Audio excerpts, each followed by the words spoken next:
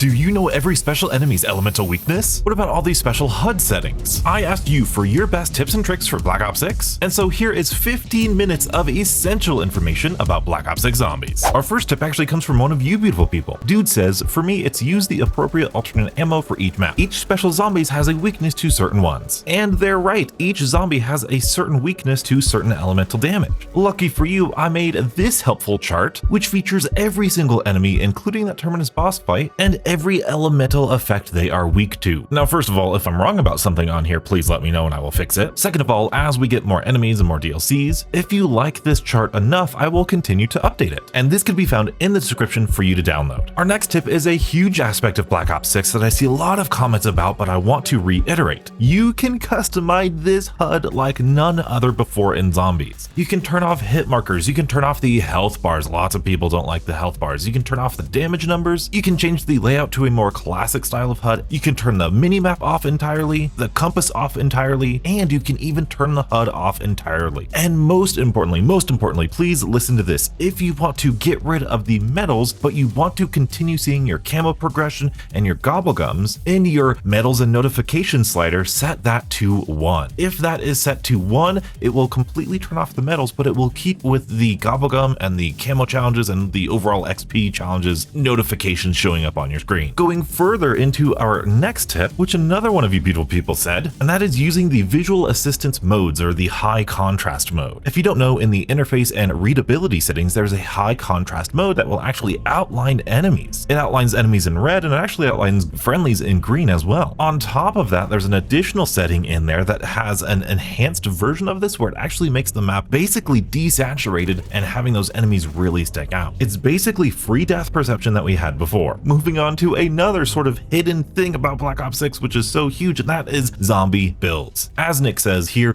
make good weapon loadouts and set it as your zombie build. Now, are attachments really that important? Sort of, not really if you ask me. There's not a whole ton of zombie specific attachments that will change the way you play zombies, but it's kind of more allowing you to play more of your own play style with these weapon builds. But once you're in the menus, hovering over the weapon that you just created in your gunsmith, there should be a set zombie build option, and that will make it so that this version of the weapon appears from the mystery box and from the wall buys. Unfortunately, this doesn't work for like the loot dropped from different things like the locker or just the random loot rewards you get sometimes, but it's a great quality of life feature. Sometimes it does bug out, so sometimes you need to deselect and reselect the zombie builds. I've seen that help, but I don't know, it could be buggy for some people. Another thing that I see a lot of people confused about, especially new zombie players, and that is wall weapons and the mystery box increased rarity. After every round milestone, which is every 5 rounds starting at round 10, there is a chance that wall weapons will increase in their rarity. Not only that, but throughout the rounds, the mystery box will continuously give you higher and higher rarity weapons. So if you're looking to camel grind a little bit further or to switch up your weapons mid-game, this should save you some bit of salvage. Or if you know you're going to use a wall weapon in that game, maybe you start with a different weapon so you could save a little bit of salvage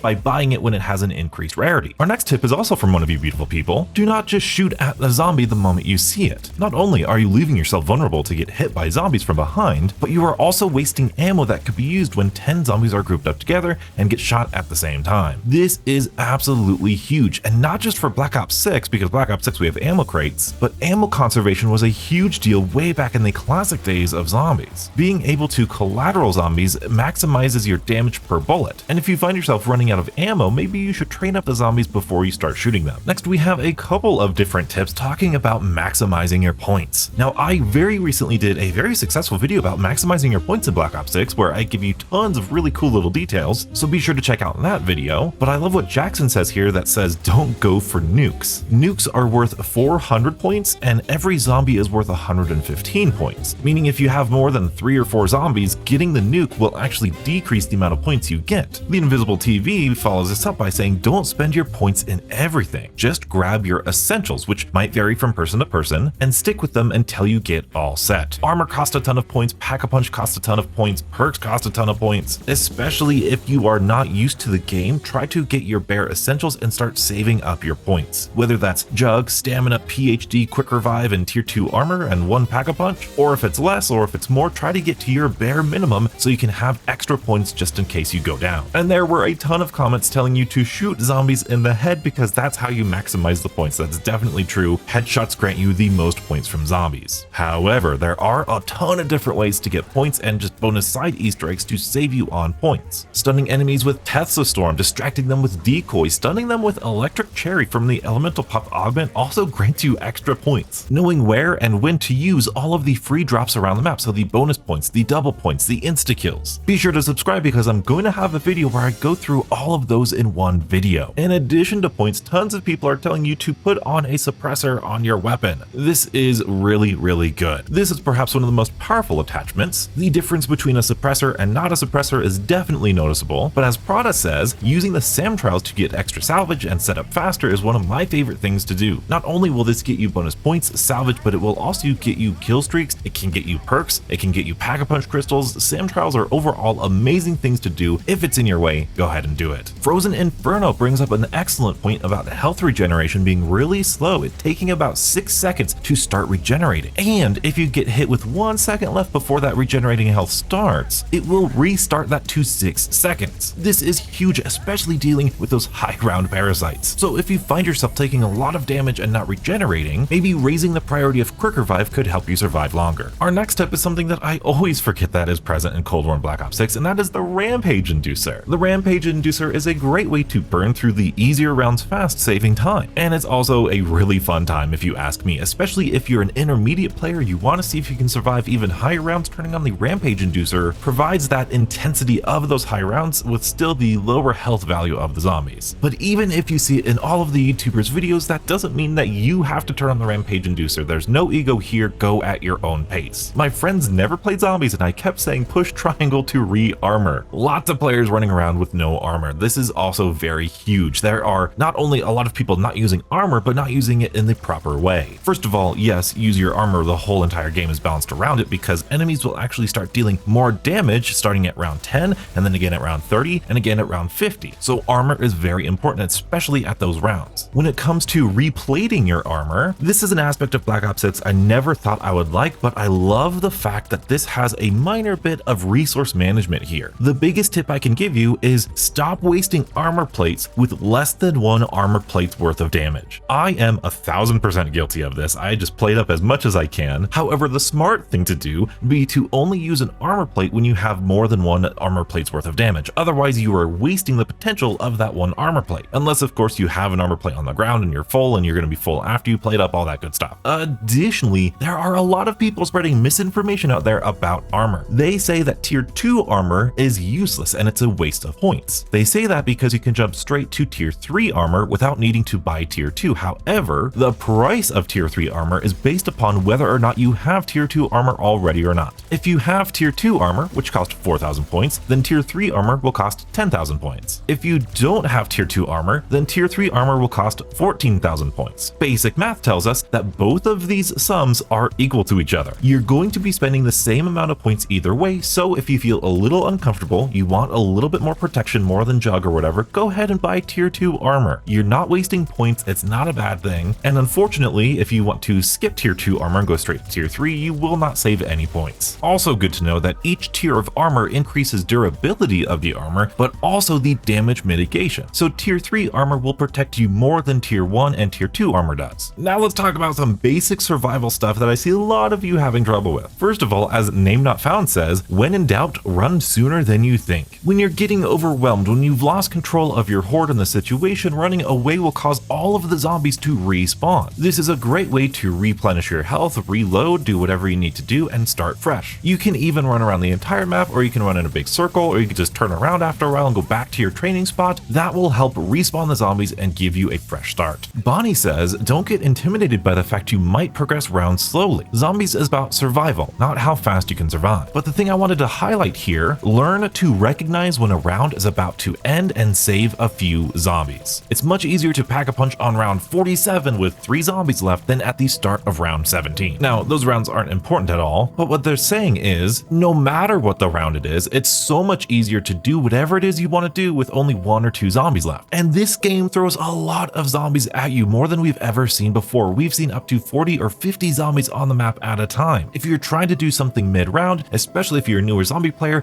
it can get incredibly overwhelming. Look back at the first couple weeks of this game and all of the zombie YouTubers, including myself, we were going down, we didn't know what to do, we were overwhelmed with how many zombies there were. everywhere. If you want to practice not killing all of your zombies, it's really simple. Always make sure you know a zombie is alive other than the zombie you're shooting. So if the zombie you're shooting is the only zombie you see, maybe wait. Save that zombie till you see another one, then you can kill it, and then you know when you're down to one zombie, that's the last zombie of the round. This is an acquired skill and something that old school zombie players had a really good handle on, because this is how you had to do things back in the classic days of zombies. Also, I do want to mention that Bonnie mentions here, super sprinters start coming at around round 40, which is perfect. That's a great thing to know, just a little fun fact there. And oh, I'm terrible with names, but this person says, walk, do not sprint when training zombies. Your walk speed is faster than the zombies can run, excluding super sprinters. This ensures you always have a sprint available when you need to get out of a sticky situation. I love this. I love this tip so much. I wouldn't say always walk and never sprint, but the knowledge that you can walk and you can slow down and the zombies actually aren't faster than you even when you're walking is huge when it comes to especially that first initial level of learning zombies. And again, back in the classic days of zombies, when you had limited sprint, that's right, we didn't have unlimited sprint back in the day, you had to manage the resource of sprinting in a way. And tactical sprint is sort of like that as well. You have a limited amount of tactical sprint, so if you're always tac sprinting and then you get yourself into a corner where you need to tac sprint out of there, you could back yourself into a bad corner. So it's always best to keep calm, walk around the zombies, sprint only when you have to, and use your movement intelligently. Wonderful, wonderful tip. Now, as you're learning zombies, I've found that a lot of people like to play public matches. So one of my personal tips and tricks here is stop doing that. Stop playing public matches. I mean, maybe if you're really starting to learn a map and you're really nervous about zombies because zombies is always scary when you first start trying it, maybe you could try some public matches, but you really are gonna want the benefits of playing solo here. If you go down, you get an automatic self-revive. Nobody is stealing kills or points away from you. No one is doing Easter eggs without you. And most importantly, you can save and quit, which is a bonus tip for you. Black Ops 6 allows you to save and quit at least one solo game for you. Not to mention being able to pause, go at your own pace, you can hold zombies. I get the idea of public matches, but not just for Black Ops 6, but the entirety